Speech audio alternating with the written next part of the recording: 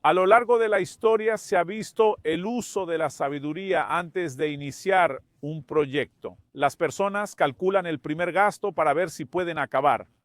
Jesús usó esta alegoría en sus enseñanzas para plantear una pregunta importante.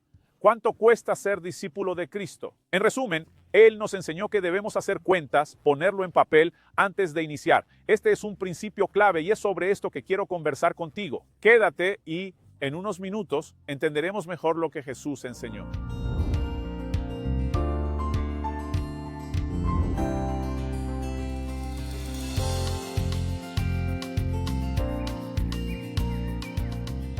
Hoy estoy en Boston, Estados Unidos, para traerte una palabra más a tu corazón. Y nuestra reflexión tiene como punto de partida el texto de Lucas, capítulo 14. Voy a leer del verso 25 al 33, que dice que multitudes seguían a Jesús. Y él, al darse la vuelta, les dijo que si alguien viene a mí y no me ama más que a su padre, su madre, su esposa, sus hijos, sus hermanos, sus hermanas e incluso su propia vida, no puede ser mi discípulo. Y quien no tome su cruz y me siga, no puede ser mi discípulo. ¿Quién de ustedes, al planear construir una torre, no se sienta primero a calcular los gastos y a ver si puede terminarla?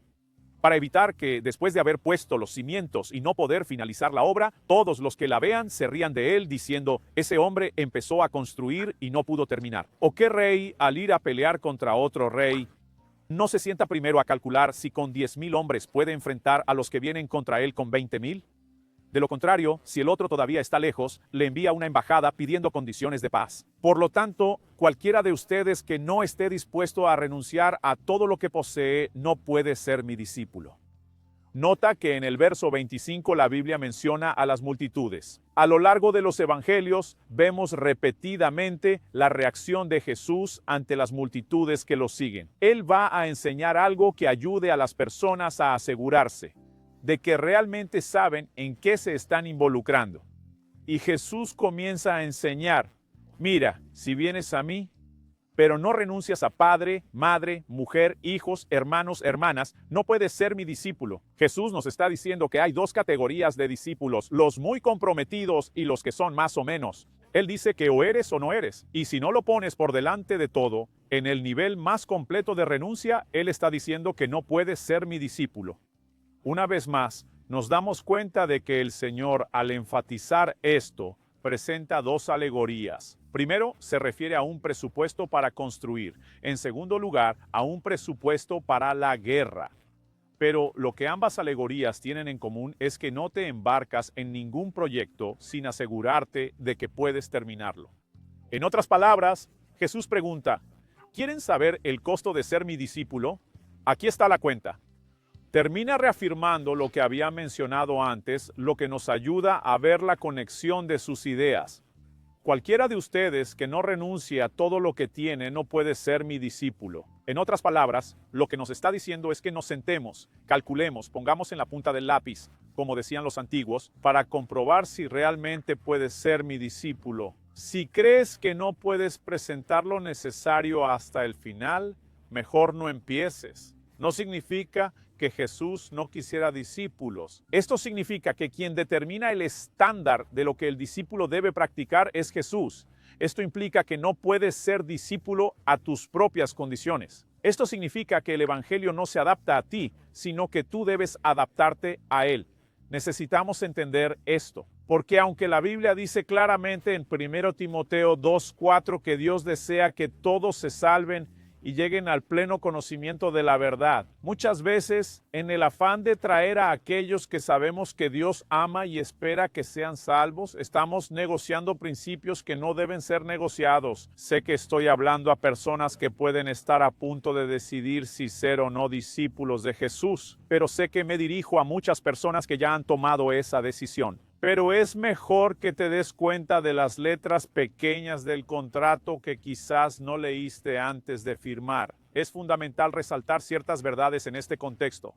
La primera, que ya hemos mencionado, es que debes conocer el costo antes de iniciar. Jesús se refirió a esto. En Mateo capítulo 7, en los versos 13 y 14, habla de un camino y una puerta estrecha que conducen a la vida. Y son pocos los que pasan por ella, pero habla de una puerta y un camino ancho que conducen a la perdición, y son muchos los que lo eligen. Eligen eso porque quieren comodidad, porque no desean enfrentar lo que el Señor propuso y estableció. En el Evangelio de Juan, en el capítulo 6, vemos a Jesús dirigiéndose a una multitud que lo seguía solo porque había multiplicado panes y peces. Entonces nuestro Señor establece una palabra muy clara. Él dice: quien no coma mi carne y no beba mi sangre no puede ser mi discípulo. Eso está en el Evangelio de Juan, capítulo 6, verso 53. A partir de ese momento, las personas entendieron que Jesús no proponía un acto de canibalismo. Jesús hablaba de algo que ellos entendían en su cultura, una alianza de sangre, el compromiso más profundo de los antiguos pueblos orientales. Mezcla de carne y sangre hasta decir que somos uno. Esto indicaba un gran compromiso. En el verso 60, la Biblia dice que muchos discípulos, al escuchar esas palabras, dijeron: duro. Es un mensaje duro, y es: ¿quién lo soportará? La Biblia dice que pensaron que Jesús les estaba pidiendo y exigiendo mucho. Entonces la Biblia nos muestra en el verso 66. Como resultado, muchos de sus discípulos lo dejaron y ya no caminaban con él. En esencia, la reacción es: si ese es el costo, no estoy dispuesto. En el momento en que muchos se van, el verso 67 dice que Jesús preguntó a los 12, ¿ustedes también se quieren ir? Simón Pedro contestó en el verso 68, Señor, ¿a dónde iremos? Tú tienes las palabras de vida eterna y sabemos que eres el Santo de Dios. En esencia, lo que Pedro dice es que no importa el costo. Sabemos que el final justifica el precio de esta elección y del discipulado, de ser un discípulo de Jesús según los estándares que tú has establecido. Por lo tanto, es importante reconocer que las personas deberían saber el costo antes de comenzar. O si comenzaste sin calcular en la emoción, buscaste a Jesús, estabas desesperado, que tenías un problema. Necesitamos entender que su propuesta no es meramente resolver nuestros problemas terrenales pasajeros. El apóstol Pablo en 1 Corintios 15 dijo que si solo esperamos en Cristo para esta vida, somos los más dignos de lástima. La gran propuesta del Evangelio indica una eternidad junto a Cristo. Esto supera cualquier efecto secundario que el Evangelio pueda proporcionar, que son bendiciones en la vida terrenal.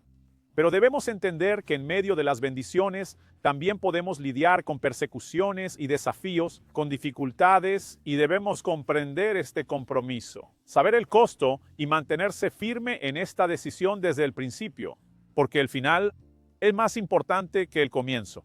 Esta es otra verdad que las Escrituras nos destacan. En Eclesiastés 7:8, la Biblia dice que mejor es el final de las cosas que su inicio. La paráfrasis bíblica dice que acabar algo es mejor que comenzar. Y la NBI, la Nueva Versión Internacional, tradujo que el fin de las cosas es mejor que el inicio. En 1 Pedro 1:8, la Biblia afirma que deben buscar la salvación de sus almas con empeño y dedicación. ¿Qué es lo que buscamos al final? ¿Cuál es la meta de nuestra fe? La salvación del alma. Más que una vida bendecida en esta tierra, es una eternidad con Cristo. Y necesitamos entender que para eso es necesario perseverar. ¿Qué dice Jesús? Perseverar hasta el final es lo que salva. Es importante saber que se puede comenzar bien y terminar mal. En Gálatas 3:3, el apóstol Pablo pregunta: ¿son tan insensatos que comenzando en el Espíritu ahora buscan perfeccionarse en la carne? Hay quienes, en vez de avanzar, están retrocediendo. El apóstol Pablo nos dice en Filipenses 3:13-14 que debemos olvidar lo que queda atrás. Sigo hacia lo que está delante, persigo la meta. Corro hacia la meta para alcanzar el premio de la soberana vocación de Dios en Cristo Jesús. Él entendía que la meta era el motivo por el que comenzó esa jornada. Por eso es fundamental que siempre reforcemos en nuestro interior la memoria de ciertos principios. Las dificultades llegarán. Jesús lo indicó desde el inicio. Él menciona a una persona que erige una casa en la arena y a otra que la construye sobre la roca firme. La Biblia dice que los vientos soplaron, la lluvia cayó y golpearon las dos casas. Cada persona experimentará la resistencia de los vientos y las lluvias intensas. La pregunta es si estamos edificando nuestras casas para que perduren o no. Al observar las enseñanzas de Jesús, como en la parábola del sembrador, menciona una semilla que cayó en suelo rocoso y no desarrolló raíces ni profundidad. Cuando salió el sol, se secó. Jesús hablará sobre las dificultades que simplemente harán que esa palabra que fue sembrada, que estaba dando fruto, pueda incluso llegar a secarse. Por eso, la Biblia destaca la perseverancia de los santos. La Biblia dice que la semilla que dio buen fruto en la parábola del sembrador es aquella que fructifica con perseverancia. Deseo alentarte a que reconsideres si desde el comienzo de tu camino has comprendido lo que implica ser un discípulo de Cristo. Si no, si estás dispuesto a no solo comprender, sino a asumir un compromiso aún más fuerte con Jesús que se mantenga hasta el final. Porque sin esa decisión, tal vez no tengas los elementos que te darán fuerza para enfrentar las dificultades, para enfrentar lo que te desanime y te haga retroceder.